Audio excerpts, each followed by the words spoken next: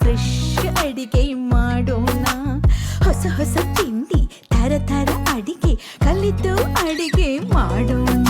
ಆರೋಗ್ಯಕರ ರುಚಿಕರ ಹುಳಿಯುಪ್ಪು ಸಿಹಿ ಖಾರ. ಆರೋಗ್ಯಕರ ರುಚಿಕರ ಹುಳಿಯುಪ್ಪು ಸಿಹಿ ಖಾರ. ಘಮಿಸುವ ಮಸಾಲೆ ಖಾರ ಚಟಪಟ ಕಲಿಯೋಣ ಬಾರ. ಎಂಥ ರುಚಿ. ಅಮ್ಮ ನಂಗೂ ಸ್ವಲ್ಪ. ಅಮ್ಮ ನಂಗೂ ಸ್ವಲ್ಪ. ದಿನ ದಿನವೂ ಹೊಸ ರುಚಿ ಕಲಿಯುವ ಅಭಿರುಚಿ. ಕಲಿತು ಮಾಡಲು ಬಿಸಿ ಬಿಸಿ ಸವಿಯಲು ನೀವು ಖುಷಿ ಖುಷಿ. ಎಂಥ ರುಚಿ. ಅಮ್ಮ ನಂಗೂ ಸ್ವಲ್ಪ. ಅಮ್ಮ ನಂಗೂ ಸ್ವಲ್ಪ. ಎಂಥ ರುಚಿ ಸವಿ ಸವಿ ರುಚಿ ಘಮಿಸುವ ರಸಪಾಕ. ಎಂಥ ರುಚಿ. ಜೀವನದ ಪ್ರತಿಯೊಂದು ಕ್ಷಣವನ್ನು ಸುಂದರವಾಗಿ ಇಟ್ಟುಕೊಳ್ಳುವಂತಹ ಶಕ್ತಿ ಪ್ರತಿಯೊಬ್ಬ ಮನುಷ್ಯನಲ್ಲೂ ಇರುತ್ತೆ. ಆಸ್ತಿ, ಅಂತಸ್ತು, ಐಶ್ವರ್ಯ ಇದೇ ಸುಖದ ಸಾಧನೆ ಆದರೆ ಆ ಸುಖ ಕ್ಷಣಿಕ ಅನಿಸಿಬಿಡುತ್ತೆ. ಪ್ರೀತಿ, ವಿಶ್ವಾಸ ಹಾಗೂ ಸಂಬಂಧದ ಮಹತ್ವವನ್ನು ಅರಿತು ಬದುಕಿದಾಗ ಮಾತ್ರ ಜೀವನದ ಪ್ರತಿಯೊಂದು ಕ್ಷಣವೂ ಸುಂದರವಾಗಿರುತ್ತದೆ, ಸುಖಮಯವಾಗಿರುತ್ತದೆ. ಹೀಗೆ ತಮ್ಮ ಜೀವನದ ಪ್ರತಿಯೊಂದು ಕ್ಷಣವನ್ನು ಸುಂದರವಾಗಿಟ್ಟುಕೊಂಡಿರುವಂತಹ ಆದರ್ಶ ದಂಪತಿಗಳು ನಮ್ಮ ಇವತ್ತಿನ ಆಹಾ ಎಂಥ ರುಚಿ ಕಾರ್ಯಕ್ರಮಕ್ಕೆ ಆಗಮಿಸಿದ್ದಾರೆ. ಅವರನ್ನು ಸ್ವಾಗತ ಕೋರ್ತೀನಿ. ಆದರೆ ಅದಕ್ಕೂ ಮೊದಲು ನಮ್ಮ ಚಂದನ ವಾಹಿನಿಯ ಪ್ರೀತಿಯ ವೀಕ್ಷಕರೆಲ್ಲರಿಗೂ ನಿಮ್ಮ ಪ್ರೀತಿಯ ಸೌಮ್ಯ ರಾಮನಗರ ಮಾಡುವಂಥ ಹೃದಯಪೂರ್ವಕ ಸ್ವಾಗತ. ಈಗ ಇವತ್ತಿನ ಸಂಚಿಕೆಗೆ ದಂಪತಿಗಳನ್ನ ಸ್ವಾಗತ ಕೋರುವಂಥ ಸಮಯ. ಮೊದಲಿಗೆ ನಾಗರಾಜ್ ಅವ್ರನ್ನ ಕಾರ್ಯಕ್ರಮಕ್ಕೆ ಸ್ವಾಗತ ಕೋರ್ತೀನಿ. ನಾಗರಾಜ್ ಅವರೇ ಕಾರ್ಯಕ್ರಮಕ್ಕೆ ಪ್ರೀತಿಪೂರ್ವಕ ಸ್ವಾಗತ. ನಮಸ್ಕಾರ. ಹಾಗೆ ಅವರ ಪ್ರೀತಿಯ ಧರ್ಮ ಪತ್ನಿ ತುಳಸಿಯವರ ನಮ್ಮ ಜೊತೆ ಇದ್ದಾರೆ. ತುಳಸಿಯವರೇ ಕಾರ್ಯಕ್ರಮಕ್ಕೆ ಸ್ವಾಗತ. ನಮಸ್ಕಾರ. ಖುಷಿ ಆಯಿತು ನಿಮ್ಮಂಥ ಆದರ್ಶ ದಂಪತಿ ನಮ್ಮ ಇವತ್ತಿನ ಆಹಾ ಎಂಥ ರುಚಿ ಕಾರ್ಯಕ್ರಮಕ್ಕೆ ಬಂದಿರುವಂಥದ್ದು. ಎಷ್ಟು ವರ್ಷ ಆಯಿತು ನಾಗರಾಜ್ ಅವರೇ ನಿಮ್ಮ ಮದುವೆ ಆಗಿ? ಕೇವಲ 22 ವರ್ಷ ಆಗಿದೆ. ಸೊ 20 ವರ್ಷ ಇನ್ನೂ ನಿಮಗಿನ್ನೂ ಸಾಕಾಗ್ತಿಲ್ಲ ಕೇವಲ ಅಂತ ಅನ್ನಿಸ್ತಾ ಇದೆ. ಸರಿಯಾಗಿ ಹೇಳೋದಾದ್ರೆ 30 ವರ್ಷ ಆಗಿದೆ ಮದುವೆ ಆಗಿ. ಓಕೆ, 20 ವರ್ಷ ಅಂದಿದ್ದು ಅದು ನಮಗೆ ಆ ಕಲ್ಪನೆ ಏನಿದೆಯಲ್ಲ ಅಷ್ಟೇ ಆಗಿದೆ ಅಂತ ಅನ್ಕೊಂಡಿದ್ದೆ. ರಿಯಲಿ ನೋಡಿದ್ರೆ 30 ವರ್ಷ ಆಗಿದೆ ಮದುವೆ ಆಗಿ. ನಾಗರಾಜ್ ಅವ್ರು ಏನು ಕೆಲಸ ಮಾಡ್ತೀರಾ ನೀವು? ವೃತ್ತಿಯಲ್ಲಿ ಸಿವಿಲ್ ಇಂಜಿನಿಯರ್, ಬಿಲ್ಡಿಂಗ್ ಕನ್ಸ್ಟ್ರಕ್ಷನ್ ಜೊತೆಗೆ ಮುಖ್ಯವಾಗಿ ಫಾಲ್ ಸೀಲಿಂಗ್ಸ್ ಎಲ್ಲ ಮಾಡ್ತಾ ಇರ್ತೀನಿ. ಆಫೀಸ್ಗಳು, ಹೋಟೆಲ್ಗಳು, ಮನೆಗಳೆಲ್ಲ ಕಡೆ ಫಾಲ್ ಸೀಲಿಂಗ್ ಅಂತ ಒಂದು ಈಗಿನ ಕಾನ್ಸೆಪ್ಟ್ ಬರುತ್ತೆ. ನೀವು ನಮ್ಮ ಮನೆಯಲ್ಲಿ ನೋಡಿದ್ರೆ ಗೊತ್ತಾಗ್ಬೋದು. ಸೊ ಅದನ್ನು ಮಾಡ್ತಾ ಇರ್ತೀವಿ. ತುಳಸಿಯವರೇ ನೀವೇನು ಕೆಲಸ ಮಾಡ್ತೀರಾ ಅಂತ? ನಾನು ಗೃಹಶಿಲ್ಪಿ. ಮನೆಯಲ್ಲಿ ಯೋಗ ಹೇಳ್ಕೊಡ್ತೀನಿ, ಫ್ರೆಂಡ್ಸ್ ಎಲ್ಲ ಬರ್ತಾರೆ. ಆಮೇಲೆ ಸ್ಯಾರಿ ಪ್ಲೀ ಫಿಟ್ಟಿಂಗ್ ಮಾಡ್ತೀನಿ, ಸ್ಯಾರಿ ಕುಚ್ಚು ಹಾಕ್ತೀನಿ, ಗಾರ್ಡನಿಂಗು ನನಗಿಷ್ಟ. ಆಮೇಲೆ ಕರೋಕೆ ಸಿಂಗಿಂಗು ಇಷ್ಟ. ನಾನು ಯಜಮಾನ್ರು ಇಬ್ಬರು ಮನೇಲಿ ಸಾಯಂಕಾಲ ಪ್ರಾಕ್ಟೀಸ್ ಮಾಡ್ತೀವಿ, ಹಾಡ್ತೀವಿ. ನಾನು ಗೃಹಿಣಿ ಅಂತ ಸುಮಾರು ಜನದ ಬಾಯಲ್ಲಿ ಕೇಳ್ಪಟ್ಟಿದ್ದೆ. ಗೃಹಶಿಲ್ಪಿ ಅಂತ ಅದ್ಭುತವಾದ ಪದ ಬಳಸಿದ್ದೀರಾ. ನಿಮ್ಮ ನೋಡಿದ್ರೆ ಸಾಕು ನೀವು ಹಾಗೆ ಬದುಕ್ತಿದ್ದೀರಾ ಅಂತ ಕೂಡ ಅನ್ಸುತ್ತೆ. ಯಾಕಂದ್ರೆ ಒಂದು ಮನೆ ಕಟ್ಟಬೇಕು ಅಂತಂದ್ರೆ ಶಿಲ್ಪಿ ನಾವು ಹೆಂಗೆ ಒಂದು ಮೂರ್ತಿಯನ್ನ ಶಿಲ್ಪಕ್ಕೆ ಸಾಧ್ಯ, ಒಂದು ಮನೆ ಅದ್ಭುತವಾಗಿ ಮೂಡಿ ಬರಬೇಕು ಅಂತಂದ್ರೆ ಗೃಹಿಣಿ ಪಾತ್ರ ಎಷ್ಟು ಅಂತ. ಖುಷಿ ಆಯ್ತು. ಕಾರ್ಯಕ್ರಮದ ಮಧ್ಯೆ ಒಂದು ಹಾಡು ಕೂಡ ಹೇಳಿಸ್ತೀನಿ ನಿಮ್ಮ ಕೈಲಿಲ್ಲ? ಖಂಡಿತ ಹೇಳೋಣ. ಹಾಗೆ ಕಾರ್ಯಕ್ರಮ ಶುರು ಮಾಡೋಣ. ಇವತ್ತು ಯಾವ ರೆಸಿಪಿ ಮಾಡ್ತಾ ಇದ್ದೀರಾ ತುಳಸಿ ಅವರೇ? ಅವಕಾಡೋ ಟೋಸ್ಟ್ ಅಂತ. Avocado toast? ಹೌದು. ಇದು ಸಾಯಂಕಾಲ ಮಕ್ಕಳಿಗೆ ಮಾಡಿಕೊಟ್ರೆ ತುಂಬ ಚೆನ್ನಾಗಿರುತ್ತೆ. ಸ್ನ್ಯಾಕ್ಸ್ ಥರ ಸಾಯಂಕಾಲ ಸ್ಕೂಲಿಂದ ಬಂದಿರ್ತಾರಲ್ಲ ಅವ್ರಿಗೆ ಈ ಥರ ಬಿಸಿ ಬಿಸಿಯಾಗಿ ಮಾಡಿಕೊಟ್ರೆ ತುಂಬ ಖುಷಿಯಾಗಿ ತಿಂತಾರೆ ಅಂತ ಈ ದಿನ ಅದನ್ನು ಮಾಡಿಕೊಟ್ಟು ತೋರಿಸ್ತಾ ಇದ್ದೀನಿ. ನಾಗರಾಜ್ ಅವ್ರು ತಿಂದಿದ್ದಾರಾ ಅದನ್ನು? ಇಲ್ಲ, ಹೊಸ ರುಚಿ ಇವತ್ತು ಮಾಡ್ತಾರೆ ಅವರು. ಮಾಡಿದಾಗ ನಾವು ಮಕ್ಕಳಿಗೆ ಕೊಡ್ತಾರಲ್ಲ, ನಮಗೂ ಕೊಡಲಿ, ನಾವು ರುಚಿ. ಖಂಡಿತ. ಎಷ್ಟು ಜನ ಮಕ್ಕಳು ಸರ್ ತಮಗೆ? ಇಬ್ಬರೇ ಮೇಡಮ್. ಇಬ್ಬರು. ಪದಾರ್ಥಗಳೆಲ್ಲವೂ ರೆಡಿ ಇದೆ, ಶುರು ಮಾಡೋಣ ಅಲ್ವಾ ಈಗ? ಹೌದು, ಎಲ್ಲನೂ ರೆಡಿಯಾಗಿದೆ. ಮೊದಲನೇದಾಗಿ ಆವಕಾಡೋ ಪೇಸ್ಟ್ ಮಾಡಿ ಇಟ್ಕೊಂಡಿದ್ದೀನಿ. ಇದನ್ನು ಬೌಲ್ಗೆ ಹಾಕ್ಕೊಳ್ಳೋಣ. ಈ ಆವಾಕಾಡೋ ಪೇಸ್ಟ್ ಮಾಡಬೇಕಾದ್ರೆ ಬರೀ ಅದನ್ನ ಮಾತ್ರ ಅದು ಸ್ಪೂನಿಂದ ಸ್ಕೂಪ್ ಎಲ್ಲ ತೆಗೆದು ಹಾಕೊಂಡಿದ್ದ, ಬೇರೆ ಅದ್ರ ಮಿಕ್ಸ್ ಮಾಡಿದ್ದೀರಾ ಅದಕ್ಕೆ? ಇನ್ನು ಏನು ಮಾಡಿಲ್ಲ, ಜಸ್ಟ್ ಹಣ್ಣು ಮಾತ್ರ. ಹೌದು ಹೌದು, ಹಣ್ಣಿನ ಮಾತ್ರ, ಹಣ್ಣಾಗಿರ್ಬೇಕದು. ಇದಕ್ಕೆ ಈರುಳ್ಳಿ, ಒಂದು ಚಿಕ್ಕ ಈರುಳ್ಳಿನ ಚೆನ್ನಾಗಿ ಸಣ್ಣದಾಗಿ ಹಚ್ಚಿಟ್ಕೊಂಡಿದ್ದೀನಿ. ಚಾಪರಲ್ಲಿ ಬಳಸ್ಕೊಂಡ್ಬೇಕಂದ್ರೆ? ಹೌದು, ಸಣ್ಣದ ಕಟ್ ಮಾಡ್ಕೊಂಡಿದ್ದೀನಿ. ಹೌದೌದು. ಆಮೇಲೆ ಟೊಮೆಟೊ, ಒಂದು ಚಿಕ್ಕ ಟೊಮೆಟೊ. ಇದನ್ನೆಲ್ಲ ಚೆನ್ನಾಗಿ ಕಲಿಸ್ಕೊಳ್ಬೇಕು. ಒಂದು 2 ಸ್ಪೂನಷ್ಟು ಸೌತೆಕಾಯಿ ಮತ್ತು ಸ್ವಲ್ಪ ಕೊತ್ತಂಬರಿ ಸೊಪ್ಪು ಸಣ್ಣದಾಗಿ ಹಚ್ಚಿಟ್ಕೊಂಡಿರೋದು. ಸ್ವಲ್ಪ ಪೆಪ್ಪರ್ ಪೌಡರ್. ಸ್ವಲ್ಪ ಸ್ಪೈಸಿ ಬೇಕಲ್ಲ? ಹೌದು ಹೌದು ಹೌದು. ಸರ್ ಹೆಲ್ಪ್ ಮಾಡ್ತಾರಾ ಮನೇಲಿ? ಮಾಡ್ತಾರೆ. ಆಮೇಲೆ ಮೆಣಸಿನ್ಕಾಯಿನೂ ಒಂದು ಸ್ವಲ್ಪ ಸಣ್ಣದಾಗ ಹಚ್ಚಿಟ್ಕೊಂಡಿರೋದು. ಇದು ಹರ್ಬ್ಸ್ ಸ್ವಲ್ಪ ಹಾಕೊಳ್ಳೋಣ. ಏನಿದೆ ಹರ್ಬ್ಸ್ ಅದರಲ್ಲಿ? ಅದು ಫ್ಲೇವರ್ ಕೊಡುತ್ತೆ. ಓಕೆ. ಸಾಲ್ಟ್ ಟೇಸ್ಟ್ಗೆ ಎಷ್ಟು ಬೇಕಾಗತ್ತೆ.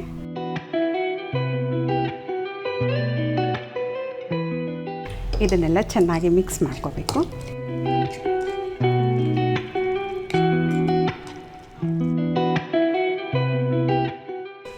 ಸರ್, ಈಗ ಕರೋಕೆ ಹಾಡ್ತೀವಿ ಅಂತ ಹೇಳಿದ್ರು ಮ್ಯಾಮ್ ಸಂಜೆ ಹೊತ್ತು. ಅಷ್ಟು ಟೈಮ್ ಸಿಗುತ್ತಾ ನಿಮಗೆ? ಮತ್ತೆ ನಿಮ್ಗೆ ಆಸಕ್ತಿ ಇದೆಯಾ ಕರೋಕಿನಲ್ಲಿ? ಇಲ್ಲ, ಖಂಡಿತ ಇಬ್ಬರಿಗೂ ಇದೆ. ವಿಶೇಷವಾಗಿ ನನಗೂ ಇದೆ, ಅವ್ರಿಗೂ ಇದೆ. ಆದರೆ ಸಮಯ ಮಾಡ್ಕೋಬೇಕು. ಎಲ್ಲದಕ್ಕೂ ಸಮಯ ಇರಲ್ಲ, ನಾವು ಮಾಡ್ಕೋಬೇಕು. ಸಾಯಂಕಾಲ 5ರಿಂದ 5ವರೆಗೆ ನಾವು ನಾರ್ಮಲಿ ಮಾಡ್ಕೋತೀವಿ.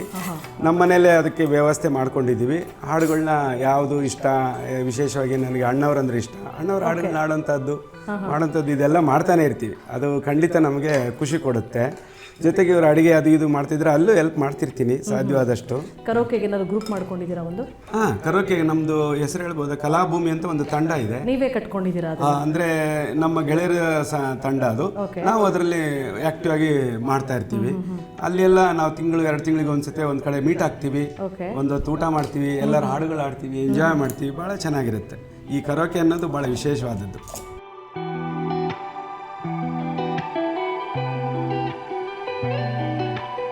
ಈಗ ಬ್ರೆಡ್ ಮೇಲೆ ಆ ಸ್ಟಫ್ನ ನಾವೇನು ಮಾಡಿದ್ವಿ, ಸ್ಪ್ರೆಡ್ ಮಾಡ್ಕೊಂಡಿದ್ದಾಯ್ತು. ನೆಕ್ಸ್ಟ್ ಏನು ಮಾಡ್ತೀರಾ ತುಳಸಿ ಅವರೇ? ನೆಕ್ಸ್ಟ್ ಇದ್ಮೇಲೆ ಚೀಸ್ ಇಟ್ಕೋಬೇಕು. ಓಕೆ. ಸೊ ಅವಕಾಡೋದು ನಾವು ಬೆನಿಫಿಟ್ಸ್ ತುಂಬಾ ಇದೆ ತಿಳ್ಕೊಳ್ತಾ ಹೋದರೆ.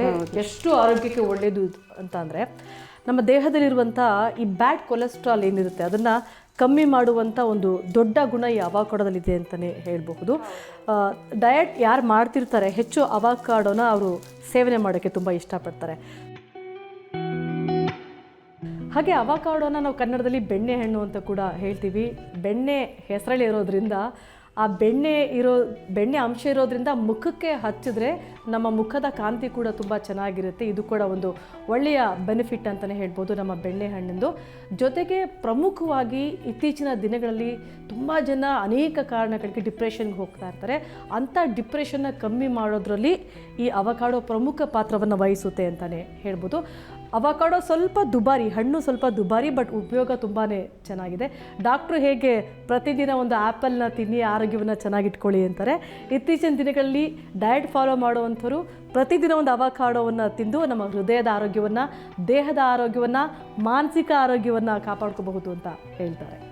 ಸೊ ಇಷ್ಟು ಅವಕಾಡೋಲಿರುವಂಥ ಒಂದು ಹೆಲ್ತ್ ಬೆನಿಫಿಟ್ಸ್. ಈಗ ನಾವು ಏನು ಮಾಡ್ಬೋದು, ಮುಂದಕ್ಕೆ ಏನು ಮಾಡ್ತೀರಾ? ಬ್ರೆಡ್ ಮೇಲೆ ಚೀಸ್ ಸ್ಪ್ರೆಡ್ ಮಾಡಾಯಿತು. ಈಗ ಮತ್ತೆ ಬ್ರೆಡ್ ಪೀಸನ್ನು ಮೇಲೆ ಇಟ್ಕೋಬೇಕು. ಓಕೆ.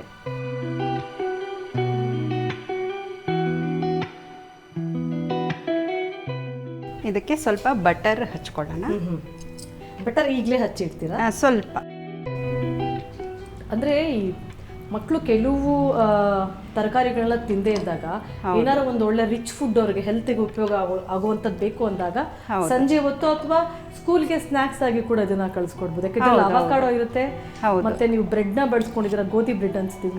ಹೌದು, ಗೋಧಿ ಬ್ರೆಡ್ ಜೊತೆಗೆ ನೀವು ನೋಡಿ ಸೌತೆಕಾಯಿ ಹಾಕಿದ್ದೀರಾ, ಬೇಕಾದ್ರೆ ನೀವು ಕ್ಯಾರೆಟ್ ಕೂಡ ಹಾಕೊಬಹುದು, ತುರಿದು ಅದನ್ನ ಅಲ್ವಾ, ತುರಿದು ಏನೆಲ್ಲ ಹಾಕೋಬಹುದು ಅದನ್ನೆಲ್ಲ ಕೂಡ ಇದಕ್ಕೆ ಬಳಸ್ಕೊಬಹುದು. ಸೊ ಇದು ನಾವು ನೆಕ್ಸ್ಟ್ ಏನ್ ಮಾಡ್ತೀವಿ ತುಳಸಿ ಅವರೇ? ಹೆಂಚು ಇಟ್ಕೊಂಡು ಟೋಸ್ಟ್ ಮಾಡಿ. ಸೊ ಅದಕ್ಕೆ ಮೊದಲು ಈಗ ಒಂದು ಹಾಡು ಹೇಳ್ಸೋಣ ನಿಮ್ಮಿಂದ ನಮ್ಮ ವೀಕ್ಷಕರಿಗೆ. ಯಾವ ಹಾಡನ್ನ ಹೇಳಬೇಕು ಅಂತ ಅಂದ್ಕೊಂಡಿದ್ದೀರಾ? ಆಯ್ತು, ಸಿನಿಮಾ ಗೀತೆ ರಾಜ್ಕುಮಾರ್ ಅಣ್ಣ ಅವರ ಹಾಡು ಆಡ್ತಾ ಇದ್ದೀವಿ. ನಾನು ಅಭಿಮಾನಿಯಾಗಿ ನಮ್ಮ ವೀಕ್ಷಕರಿಗೆ ಅಣ್ಣವ್ರದ ಒಂದು ಗೀತೆ. ಯಾರು ಶುರು ಮಾಡ್ತೀರಿ? ನಾಗರಾಜ್ ಅವರು? ಏನಂದ್ರೆ ನಾವು ಈ ಥರ ಅಡುಗೆ ಮನೆಯಲ್ಲಿ ಹೆಲ್ಪ್ ಮಾಡ್ತಿದ್ದಾಗ ಇದೆಲ್ಲ ನಾವು ಹಳೆ ಕಾಲದ ಹಾಡುಗಳನ್ನ ಜ್ಞಾಪಕ ಮಾಡ್ಕೋತಾ ಇರ್ತೀವಿ. ಅಣ್ಣವರಂದರೆ ನಮಗೆ ವಿಶೇಷವಾದ ಅಭಿಮಾನ, ನನಗೊಬ್ಬರಿಗೆಲ್ಲ ಇಡೀ ಕನ್ನಡಿಗರಿಗೆ. ಹೀಗಾಗಿ ಅಣ್ಣವ್ರ ಹಾಡು ಅದನ್ನು ನಾನು ಜ್ಞಾಪಕ ಮಾಡ್ಕೋತೀನಿ. ಜೇನಿನ ಹೊಳೆಯೋ ಹಾಲಿನ ಮಳೆಯೋ ಅದನ್ನು ಸ್ವಲ್ಪ ಮಟ್ಟಿಗೆ ಹಾಡಿ ತೋರ್ಸೋಕ್ಕೆ ಪ್ರಯತ್ನ ಮಾಡ್ತೀನಿ. ಕವಿ ನುಡಿ ಕೋಗಿಲೆ ಹಾಡಿದ ಹಾಗೆ, ಸವಿ ನುಡಿ ತಣ್ಣನೆ ಗಾಳಿಯ ಹಾಗೆ, ಒಲವಿನ ಮಾತುಗಳಾಡುತ್ತಲಿರಲು ಮಲ್ಲಿಗೆ ಹೂಗಳು ಅರಳಿದ ಹಾಗೆ, ಮಕ್ಕಳು ನುಡಿದರೆ ಸಕ್ಕರೆಯಂತೆ, ಅಕ್ಕರೆ ನುಡಿಗಳು ಮುತ್ತುಗಳಂತೆ, ಪ್ರೀತಿಯ ನೀತಿಯ ಮಾತುಗಳೆಲ್ಲ ಸುಮಧುರ ಸುಂದರ ನುಡಿಯೋ ಆಹಾ ಜೇನಿನ ಹೊಳೆಯೋ ಹಾಲಿನ ಮಳೆಯೋ ಸುಧೆಯೋ ಕನ್ನಡ ಸವಿನುಡಿಯೋ ವಾಣಿಯ ವೀಣೆಯ ಸ್ವರ ಮಾಧುರ್ಯವೋ ಸುಮಧುರ ಸುಂದರ ನುಡಿಯೋ ಆಹಾ ಜೇನಿನ ಹೊಳೆಯೋ ಹಾಲಿನ ಮಳೆಯೋ ಸುಧೆಯೋ ಕನ್ನಡ ಸವಿನುಡಿಯೋ ಸುಧೆಯೋ ಕನ್ನಡ ಸವಿನುಡಿಯೋ. ಎಷ್ಟು ಅದ್ಭುತವಾಗಿ ಹೇಳಿದ್ರಿ, ತುಂಬಾ ಖುಷಿ ಆಯ್ತು ನಿಜವಾಗಿ. ನಿಮ್ಮ ವಾಯ್ಸ್ ಅಂತೂ ತುಂಬಾ ಚೆನ್ನಾಗಿದೆ, ನಿಮ್ಮ ಅಭಿನಯ ಎಕ್ಸ್ಟ್ರಾ ಆರ್ಡಿನರಿ. ರಾಜ್ಕುಮಾರ್ ಅವ್ರನ್ನೇ ನೀವು ಅನುಸರಿಸ್ತಾ ಇದ್ದೀರೇನೋ ಅಂತ ಅನಿಸಿತು. ತುಂಬಾ ಚೆನ್ನಾಗಿದೆ. ನಿಮ್ಮ ಹಾಡು ಎಷ್ಟು ಚೆನ್ನಾಗಿತ್ತು, ನಿಮ್ಮ ಮುಂದಿನ ಜೀವನ ಕೂಡ ಅಷ್ಟೇ ಸುಮಧುರವಾಗಿರಲಿ ಅಂತ ನಾವು ಕೂಡ ಬಯಸ್ತೀವಿ. ತುಂಬಾ ಚೆನ್ನಾಗಿತ್ತು, ಖುಷಿ ಆಯಿತು. ಅದರಲ್ಲೂ ರಾಜ್ಕುಮಾರ್ ಅವರು ಕನ್ನಡಕ್ಕೆ ಸಂಬಂಧಪಟ್ಟಂತ ಹಾಡು ತುಂಬಾ ಚೆನ್ನಾಗಿತ್ತು. ಧನ್ಯವಾದಗಳು. ಕಂಟಿನ್ಯೂ ಮಾಡೋಣ. ಸೊ ಈಗ ಸ್ಟವ್ ಹಚ್ಕೊಂಡು ತವಾ ಇಟ್ಕೊಂಡು ಇದನ್ನ ಟೋಸ್ಟ್ ಮಾಡ್ಕೊಂಡು ಹೋಗೋಣ. ಹೌದು.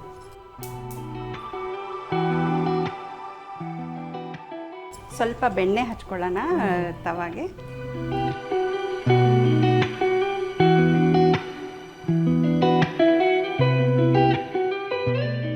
ತುಳಸಿ ಅವರೇ, ನಿಮ್ಮ ಮನೆಗೆ ಬಂದ ತಕ್ಷಣ ನಾನು ನೋಟಿಸ್ ಮಾಡಿದ್ದು ಬಟ್ಟೆ ಹೊಲಿಯೋ ಮಷಿನ್ ಕೂಡ ಇಟ್ಕೊಂಡಿದ್ದೀರಾ.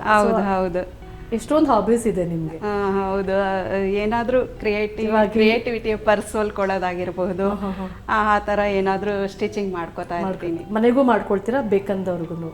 ಇಲ್ಲ ನನಗೆ ಏನು ಬೇಕು ಅಷ್ಟು ಮಾತ್ರ ಮಾಡ್ಕೋತಾ ಇರ್ತೀನಿ. ಹಾಗೆ ನಾಗರಾಜು ಅವ್ರಿಗೆ ಆ ಕೆಲಸದ ಜೊತೆಗೆ ಈಗ ಕರೋಕೆ ಸಿಂಗಿಂಗ್ ಅಂತ ಹೇಳಿದ್ರೆ, ಅದು ಬಿಟ್ಟು ಬೇರೆ ಹವ್ಯಾಸಗಳೇನಾದರೂ ಇದೆಯಾ? ಹವ್ಯಾಸಗಳು ಭಾಳಷ್ಟಿದೆ. ದಿನ ಸಾಯಂಕಾಲ ಆರೋಗ್ಯದ ದೃಷ್ಟಿಯಿಂದ ಯೋಗ. ನೀವು ಯೋಗ ಮಾಡಿ? ನಾನು ಯೋಗ ಕ್ಲಾಸ್ಗೆ ಹೋಗ್ತೀನಿ. ನಿಮ್ಮ ವೈಫ್ ಯೋಗ ಹೇಳ್ಕೊಡ್ತಾರೆ? ಅವ್ರು ಯೋಗ ಇಲ್ಲಿ ಹೇಳ್ಕೊಡ್ತಾರೆ. ಅದು ಮನೆಗೆ ಮ್ಯಾಚ್ ಆಗಲ್ಲ, ಅದಕ್ಕೆ ನಾವು ಅಲ್ಲಿ ಹೋಗ್ತೀವಿ. ಸೊ ಇವರು ಬೇರೆಯವ್ರಿಗೆ ಹೇಳ್ಕೊಡ್ತಾರೆ, ನಾನು ಅಲ್ಲಿ ಕ್ಲಾಸಿಗೆ ಹೋಗ್ತೀನಿ. ಅದು ಜೊತೆಗೆ ಪ್ರತಿದಿನ ಯೋಗದ ಜೊತೆಗೆ ಆಗಾಗ ನಾಟಕಗಳಲ್ಲಿ ಅಭಿನಯ ಮಾಡೋಂಥ ಅವಕಾಶಗಳಿದೆ. ನಂಗೆ ನೀವು ಹಾಡು ಹೇಳ್ಬೇಕಾದ್ರೆ ಯಾವಾಗ ಆಕ್ಟಿಂಗ್ ಮಾಡಿದ್ರೆ ನಂಗೆ ಅನ್ನಿಸ್ತು ಕೇಳೋಣ ಅನ್ಕೊಂಡೆ ನಾಟಕ ಮಾಡ್ತೀರಂತ ನಿಮ್ಮ ಬಾಯಲ್ಲೇ ಬಂತು ನೋಡಿ. ಆಮೇಲೆ ವಿಶೇಷವಾಗಿ ಚಿಕ್ಕ ಮಕ್ಕಳಿಗಾಗಲಿ ದೊಡ್ಡವ್ರಿಗಾಗಲಿ ರಸಪ್ರಶ್ನೆಗಳನ್ನು ಅಂದರೆ ಕ್ವಿಜ್ ಮಾಸ್ಟರ್ ಅಂತ ಕರೀತಾರೆ. ನನ್ನನ್ನು ಕ್ವಿಜ್ ಮಾಡ್ತೀವಿ. ಯಾರಿಗಾದರೂ 1 hour 2 hours ಟೈಮ್ ಇದೆ, ಅಥವಾ ಯಾವುದೋ ಸಣ್ಣ ಪುಟ್ಟ ಫಂಕ್ಷನ್ ಕರೆದ್ರೆ ಈ ಹಾಡು ಹೇಳ್ತಾ ಪ್ರಶ್ನೆಗಳನ್ನ ಕೇಳ್ತಾ ಗಣಿತದಲ್ಲಿ ಮೋಜು ಅಂತ. ಕೆಲವರು ಗಣಿತ ಅಂದರೆ ಕಷ್ಟ ಇರುತ್ತೆ, ನನ್ನ ಪ್ರಕಾರ ಗಣಿತ ಸುಲಭ, ಅದನ್ನು ಮಾಡ್ತೀನಿ ಸುಮಾರು. ಆಮೇಲೆ ಸೋಷಿಯಲ್ ಸರ್ವಿಸ್ ಎಲ್ಲ ಇದೆ, ಇದೆಲ್ಲ ಮಾಡ್ತೀವಿ. ಸ್ಕೂಲ್ಗಳಿಗೆಲ್ಲ ಹೋಗ್ತೀವಿ. ನಮ್ಮದೇ ಒಂದು ತಂಡ ಇದೆ. ಹೆಂಚು ಬಿಸಿಯಾಗಿದೆ. ಹೌದು. ಟೋಸ್ಟ್ ಮಾಡ್ತೀನಿ. ತುಂಬ ಕಾವು ಬಂದರೂ ಕೂಡ ಸೀದೋಗ್ಬಿಡುತ್ತೆ, ಅದು ಚೆನ್ನಾಗಿ ಅನ್ಸಲ್ಲ ಅವಾಗ ಅಲ್ವಾ? ಹೌದು. ಸೊ ಬೆಣ್ಣೆ ಅಲ್ವಾ, ಬೇಗ ಕರಗ್ಬಿಡುತ್ತದು. ಇದಕ್ಕೆ ನಾವು ಪನ್ನೀರ್ ಕೂಡ ಆ್ಯಡ್ ಮಾಡ್ಕೊಬಹುದು ಬೇಕಾದ್ರೆ. ಪನ್ನೀರ್ ಪೀಸಸ್ ಮಾಡಿಕೊಂಡು ಮಧ್ಯೆ ಇಟ್ಕೋಬೋದಲ್ಲ? ಹೌದು. ಪನ್ನೀರು ಆ್ಯಡ್ ಮಾಡ್ಬೋದು. ಸೊ ಸ್ಟಫ್ ಅನ್ನೋದು ಇಂಥದ್ದೇ ಅಂತ ಏನಿಲ್ಲ, ನಾವು ಒಳಗಡೆ ಏನು ಬೇಕಾದರೂ ಹಾಕೊಬೋದು. ಸೊ ಪ್ರೊಸೀಜರ್ ಮಾತ್ರ ಇದೇ ಇರುತ್ತೆ. ಹೌದು. ಮೇನ್ ಅಂದರೆ ಇಲ್ಲಿ ಮೇನ್ ಅಟ್ರಾಕ್ಷನ್ ಅಂದರೆ ಅವಾಕಾಡೋ ಪೇಸ್ಟ್ ಜೊತೆಗೆ ಏನು ಬೇಕು ಅದೆಲ್ಲ ಆ್ಯಡ್ ಮಾಡ್ಕೊಂಡು ಹೋಗ್ಬೋದು. ಹೌದು, ಮೇನ್ಲಿ ಇಂಗ್ರೀಡಿಯಂಟ್ ಅವಾಕಾಡೋ. ಮಕ್ಳು ಏನು ಮಾಡ್ತಾರೆ ನಾಗರಾಜು ಸರ್? ಚಿಕ್ಕ ಮಕ್ಕಳು ಮೇಡಮ್. ಮಕ್ಕಳ ಒಬ್ರು PhD ಮುಗಿಸಿ ಪೋಸ್ಟ್ ಡಾಕ್ ಮಾಡ್ತಿದ್ದಾರೆ. ಓಕೆ. ಇನ್ನೊಬ್ರು CA ಮುಗಿಸಿ 3 ವರ್ಷ ಆಯ್ತು, ಕೆಲ್ಸಕ್ಕೆ ಹೋಗ್ತಾ ಇದ್ದಾರೆ. ತುಂಬಾ ಚಿಕ್ಕ ಮಕ್ಕಳು. ಅದೇ, ಯಾಕಂದ್ರೆ ನಮ್ಗೆ ಅವ್ರು ದೊಡ್ಡವರಾಗಿದ್ದಾರೆ ಅಂತ ಅನಿಸ್ತಾ ಇಲ್ಲ, ಚಿಕ್ಕ ಮಕ್ಕಳು ಅಂತ ದೊಡ್ಡ ಮಕ್ಕಳಿದ್ದಾರೆ. ಓಕೆ, ಇದು ಆಗಿದೆ. ಸ್ಟವ್ ಆಫ್ ಮಾಡ್ಕೋತೀನಿ. ಅವಕಾಡೋ ಟೋಸ್ಟ್ ಕಂಪ್ಲೀಟ್ ಮುಗಿದಿದೆ. ಇವಾಗ ಸರ್ವ್ ಮಾಡುವಂತ ಟೈಮ್. ಹೌದು. ಪ್ಲೇಟ್ ಕೊಡಿ ಮೇಡಮ್. ಏನ್ರಿ, ಇದು ಇಟ್ಕೊಳ್ಳಿ.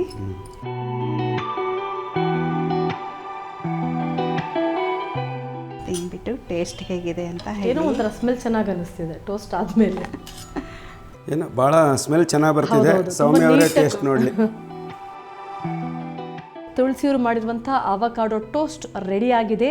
ಅವಕಾಡೋ ಟೋಸ್ಟ್ ಹೇಗಿದೆ ಅಂತ ನಾನು ನಂತರ ಟೇಸ್ಟ್ ಮಾಡ್ತೀನಿ, ಯಾಕಂದರೆ ತುಳಸಿಯವರು ನಮಗೆ ಇನ್ನೊಂದು ರೆಸಿಪಿ ಹೇಳ್ಕೊಡ್ತಾರೆ. ಆ ರೆಸಿಪಿಗೆ ಬೇಕಾದಂಥ ಪದಾರ್ಥಗಳನ್ನ ರೆಡಿ ಮಾಡ್ಕೊಳ್ಳಿ ತುಳಸಿಯವರೇ.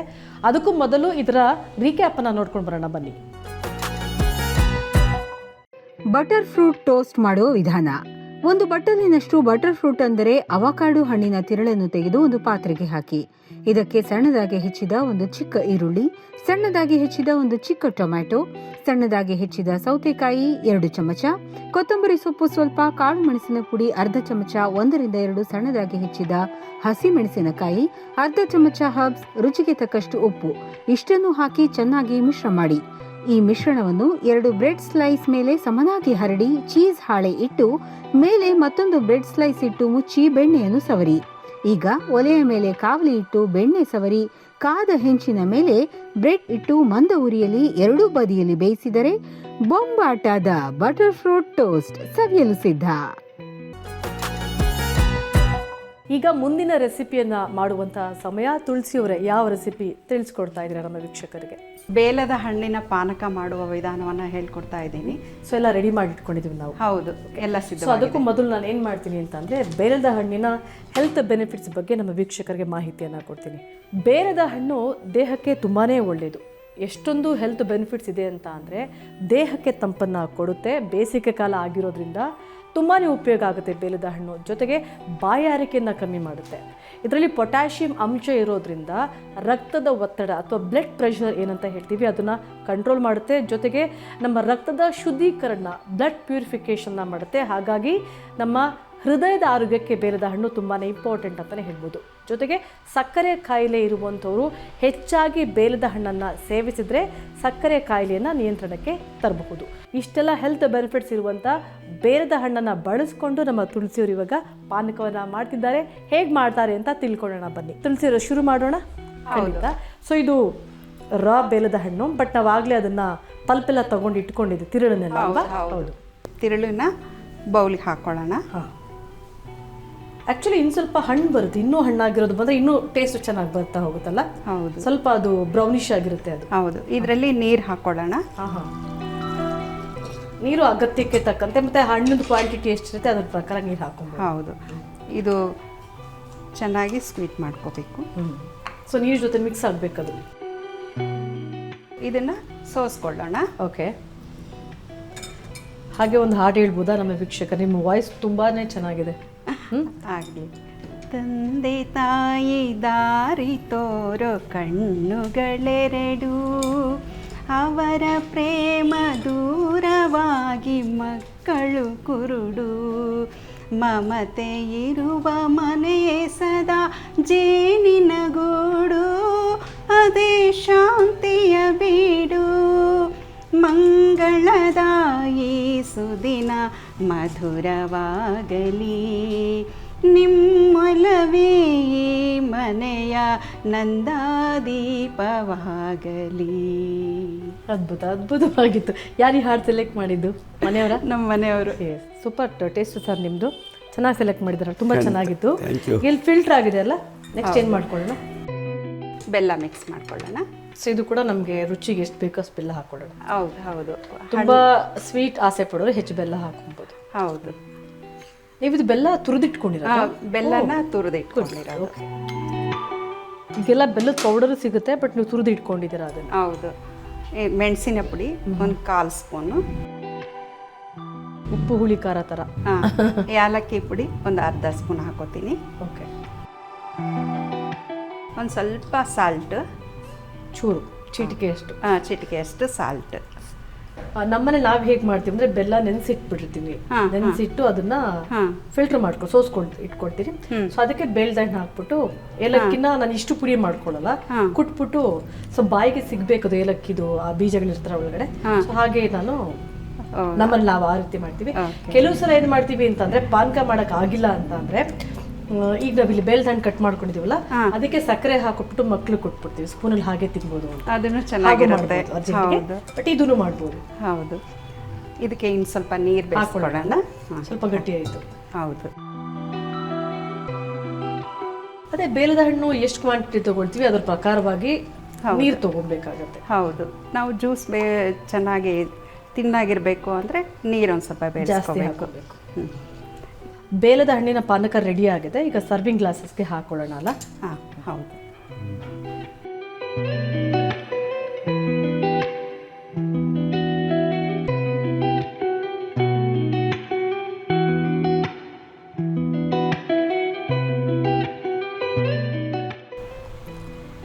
ಮಾಡಿ ಹೇಗಿದೆ ಅಂತ ಥ್ಯಾಂಕ್ ಯು ಸೋ ಮಚ್. ಇದು ತುಳಸಿಯವರು ರೆಡಿ ಮಾಡಿಕೊಟ್ಟಿರುವಂಥ ಬೇಲದ ಹಣ್ಣಿನ ಪಾನಕ. ನಾನು ಆವಾಗಲೇ ಹೇಳಿದ್ದೆ, ನಾನು ಅವಕಾಡೋ ಟೋಸ್ಟ್ ಜೊತೆ ಮತ್ತೊಂದು ರೆಸಿಪಿ ಜೊತೆ ಸೇರಿ ಟೇಸ್ಟ್ ಮಾಡ್ತೀನಿ ಅಂತ. ಅದಕ್ಕೂ ಮೊದಲು ಬೇಲದ ಹಣ್ಣಿನ ಪಾನಕ ಹೇಗೆ ಮಾಡೋದು ಅಂತ ರೀಕ್ಯಾಪನ್ನು ನೋಡ್ಕೊಂಡು ಬನ್ನಿ.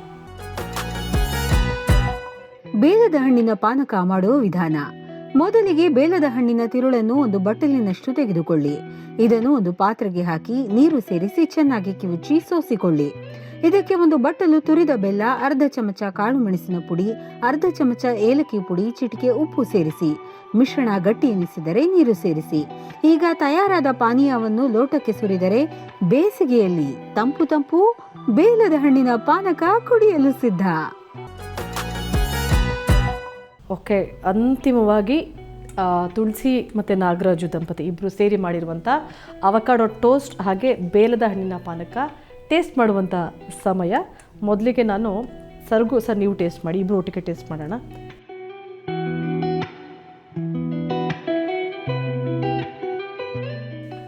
ಸರ್ ಇನ್ನು ಸ್ವಲ್ಪ ತಿನ್ಬೇಕು ನೀವು.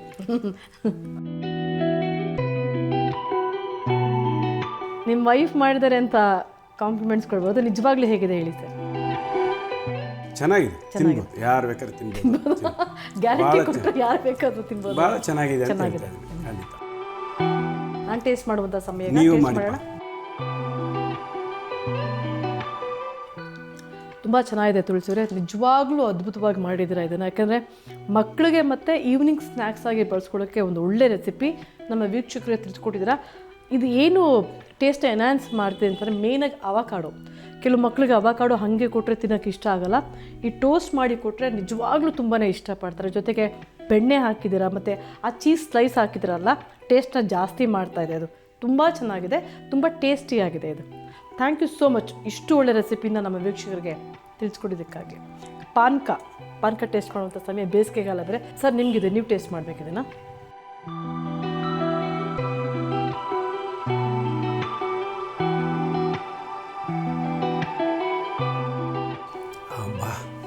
ತಂಪನ್ನಿಸ್ತಿದ್ಯಾ? ಬೇಸಿಗೆಗಾಲ ಬೇರೆ ಭಾಳ ಖುಷಿ ಆಗ್ತದೆ. ಈ ಥರ ಇದನ್ನು ತುಂಬ ಸಲ ನಿಮ್ಮ ವೈಫ್ ಮಾಡಿಕೊಟ್ಟಿದ್ದಾರೆ ಮೇಡಮ್. ಇದು ತುಂಬ ವಿಶೇಷವಾಗಿದೆ, ಚೆನ್ನಾಗಿದೆ. ನಾನು ಭಾಳಷ್ಟು ಸಲ ಕುಡಿದಿದ್ದೀನಿ, ಆದರೆ ಇವತ್ತು ಈ ಥರ ನಿಮ್ಮ ಮುಂದೆ ಮಾಡಿದಂಥ ಇದು ಕುಡಿದ್ರೆ ಭಾಳ ಖುಷಿ ಆಗ್ತಿದೆ, ಹೆಮ್ಮೆ ಅನಿಸುತ್ತೆ. ಅದರಲ್ಲೂ ನಮ್ಮ ಶ್ರೀಮತಿಯವ್ರು ಮಾಡಿರೋದಂದರೆ ಇನ್ನೂ ಒಂದು 10% ಏನೋ ಖುಷಿ ಜಾಸ್ತಿ ಆಗ್ತಾ ಇದೆ. Thank you. ನಮ್ಮ ಮನೇಲಿ ನಿನ್ನೆ ರಾತ್ರಿ ಇದೇ ಕೂಡ ಮಾಡಿದ್ದು ನಾವು, ತುಂಬ ಚೆನ್ನಾಗಿ ಬಂದಿತ್ತು. ಸೊ ನಿಮ್ಮ ಕೈ ರುಚಿ ಹೇಗಿರುತ್ತೆ ಅಂತ ನೋಡೋಣ ಇವಾಗ. ನಾನು ಮೆಣಸೆಲ್ಲ ಹಾಕಿರಲಿಲ್ಲ, ಉಪ್ಪು ಹಾಕಿರಲಿಲ್ಲ, ಬಟ್ ಇದಕ್ಕೆ ಆ್ಯಡ್ ಮಾಡಿರೋದ್ರಿಂದ ತುಂಬ ಚೆನ್ನಾಗಿ ಬಂದಿದೆ. ಸ್ವಲ್ಪ ಫ್ರಿಜ್ಜಲ್ಲಿ ಇಟ್ಬಿಟ್ಟು ಕುಡಿದ್ರೂ ಕೂಡ ದೇಹಕ್ಕೆ ತುಂಬ ತಂಪಂತ ಅನಿಸುತ್ತೆ. ತುಂಬ ಚೆನ್ನಾಗಿದೆ, ಈಸಿ ರೆಸಿಪಿ. ಅರ್ಜೆಂಟಿಗೆ ಏನಾದ್ರು ಬೇಕು ಅಂತ ಅಂದರೆ, ದೇಹ ತಂಪಾಗಬೇಕು ಅಂತಂದರೆ ತುಂಬ ಈಸಿಯಾಗಿ ಮಾಡುವಂಥ ಒಂದು ಒಳ್ಳೆ ರೆಸಿಪಿ ನಮ್ಮ ವೀಕ್ಷಕರಿಗೆ ತಿಳಿಸ್ಕೊಟ್ಟಿದ್ದೀರಾ. ಇವತ್ತು ನೀವು ಹೇಳಿಕೊಟ್ಟಂಥ 2 ರೆಸಿಪಿ ಕೂಡ ತುಂಬ ಅದ್ಭುತವಾಗಿತ್ತು, ಈಸಿಯಾಗಿ ಮಾಡುವಂಥದ್ದಾಗಿತ್ತು. ಥ್ಯಾಂಕ್ ಯು ಸೋ ಮಚ್ ಇವತ್ತಿನ ಕಾರ್ಯಕ್ರಮಕ್ಕೆ ಬಂದಿದ್ದಕ್ಕೆ. ಅದಕ್ಕೂ ಮೊದಲು ನಿಮ್ಮಂಥ ಆದರ್ಶ ದಂಪತಿಗಳು ನಮ್ಮ ಕಾರ್ಯಕ್ರಮಕ್ಕೆ ಬಂದು ಒಂದು ಅದ್ಭುತವಾದ ರೆಸಿಪಿನ ತಿಳಿಸ್ಕೊಟ್ಟಿದ್ದೀರಾ. ನಿಮ್ಮ ಒಂದು ಆದರ್ಶವಾದ ಜೀವನ ನಮ್ಮ ಯುವ ಜನತೆಗೆ ಏನು ಅಂತಿಮವಾಗಿ ನಮ್ಮ ವೀಕ್ಷಕರಿಗೆ ಹೇಳೋಕ್ಕೆ ಇಷ್ಟಪಡ್ತೀರಾ ನಾಗರಾಜು ಅವರೇ? ಆದರ್ಶ ದಂಪತಿ ಅಂತ ಅದು ಬೇರೆಯವ್ರು ಹೇಳೋದು, ನಾವು ಹೇಳೋದು ಬೇರೆ ಥರ ಇರುತ್ತೆ. ಈ ಜನ್ರೇಷನ್ನವ್ರಿಗೆ ನಾನು ಒಂದು ಪುಟ್ಟ ಸಲಹೆ ಕೊಡ್ತೀನಿ. ಗಂಡ ಹೆಂಡತಿ ಇಬ್ಬರು ಸಮಾನರು ಅಂತ ಒಬ್ಬರಿಗೆ ಒಬ್ಬರು ಗೌರವ ಕೊಡಿ, ಆಗ ನಿಮ್ಮ ಸಂಸಾರ ಸುಖವಾಗಿರುತ್ತೆ. ನಾನು ಹೆಚ್ಚು ನೀನು ಹೆಚ್ಚು ಅನ್ನೋದು ಯಾವತ್ತು ಬರುತ್ತೋ ಆವತ್ತು ಸಂಸಾರದಲ್ಲಿ ತೊಂದರೆಗಳು ಶುರುವಾಗುತ್ತೆ. ಅವರ ಡಿಫ್ರೆನ್ಸಸ್ಸನ್ನು ನೀವು ಲೈಕ್ ಮಾಡಿ, ನಿಮ್ಮ ಡಿಫ್ರೆನ್ಸಸ್ಸನ್ನು ಅವರು ಲೈಕ್ ಮಾಡಿ, ಸಂಸಾರ ಬಹಳ ಚೆನ್ನಾಗಿರುತ್ತೆ. ಉದಾಹರಣೆಗೆ ನಾನು ಮತ್ತು ತುಳಸಿ, ಇಷ್ಟು ನಾನು ನಿಮ್ಗೆ ಹೇಳ್ಬೋದು. Thank you so much Nagaraju ಹಾಗೆ ತುಳಸಿ ದಂಪತಿಗಳೇ. ತುಂಬ ಅದ್ಭುತವಾದಂಥ ಸಲಹೆ ನಮ್ಮ ವೀಕ್ಷಕರಿಗೆ ಕೊಟ್ರಿ. ಹಾಗೆ ನೀವು ಕೂಡ ಸದಾ ಹೀಗೆ ಸುಖವಾಗಿರಿ, ಆನಂದವಾಗಿರಿ ಅಂತ ತಿಳಿಸೋದಕ್ಕೆ ಇಷ್ಟಪಡ್ತೀನಿ. ಮತ್ತೊಮ್ಮೆ ಧನ್ಯವಾದಗಳು ನಮ್ಮ ಇವತ್ತಿನ ಕಾರ್ಯಕ್ರಮಕ್ಕೆ ಬಂದಿದ್ದಕ್ಕಾಗಿ. ನಮಸ್ಕಾರ. ನಮಸ್ಕಾರ, ಧನ್ಯವಾದಗಳು. ವೀಕ್ಷಕರೇ, ಇದಾಗಿತ್ತು ಇವತ್ತಿನ ಸಂಚಿಕೆ. ಮತ್ತೆ ಮುಂದಿನ ಸಂಚಿಕೆಯಲ್ಲಿ ಮತ್ತಷ್ಟು ಹೊಸ ರೆಸಿಪಿಯೊಂದಿಗೆ ನಾನು ನಿಮ್ಮ ಮುಂದೆ ಹಾಜರಾಗ್ತೀನಿ. ಅಲ್ಲಿವರೆಗೂ ನಮಸ್ಕಾರ. ದಿನ ದಿನವೂ ಹೊಸ ರುಚಿ ಕಲಿಯುವ ಅಭಿರುಚಿ, ಕಲಿತು ಮಾಡಲು ಬಿಸಿ ಬಿಸಿ, ಸವಿಯಲು ನೀವು ಖುಷಿ ಖುಷಿ. ಎಂಥ ರುಚಿ! ಅಮ್ಮ ನಂಗೂ ಸ್ವಲ್ಪ. ಅಮ್ಮ ನಂಗೂ ಸ್ವಲ್ಪ. ಎಂಥ ರುಚಿ! ಸವಿ ಸವಿ ರುಚಿ, ಘಮಿಸುವ ರಸಪಾಕ. ಎಂಥ ರುಚಿ!